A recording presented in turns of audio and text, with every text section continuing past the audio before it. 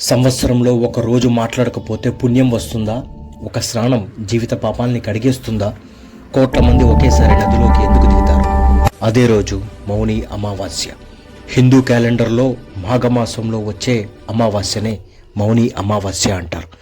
జనవరి 18, 2026. మౌని అంటే మౌనం, అమావాస్య అంటే చీకటి రాత్రి. మౌని అమావాస్య రోజున గంగా, యమున, సరస్వతి సంగమంలో ఒక పవిత్ర స్నానం చేస్తే జన్మజన్మల పాపాలు నశిస్తాయనేది నమ్మకం. పితృదేవతలు సంతృప్తి చెందుతారు, కుటుంబానికి శుభఫలాలు కలుగుతాయని ఒక ఆశ.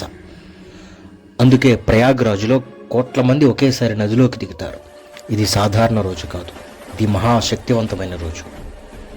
ఆ రోజు ముఖ్యంగా చేయవలసిన పనులు: తెల్లవారుజామునే లేచి నది స్నానం చేసి పితృతర్పణం చేసుకొని అన్నం, బట్టలు, ధనం వంటివి దానాలు చేసి మౌనం పాటించడం, ఓం నమ శివాయ జపాన్ని జపించడం.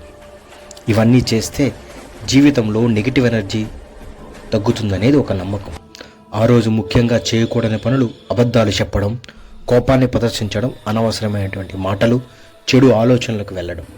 ఎందుకంటే ఈరోజు చేసిన మీరు ప్రతి పని అది మీ జీవితాన్ని మల్టిప్లై అవుతుందనేది శాస్త్రాల నమ్మకం. ఒకరోజు మౌనం మీ జీవితాన్ని మార్చగలుగుతుంది. మీరు ప్రయత్నిస్తారా?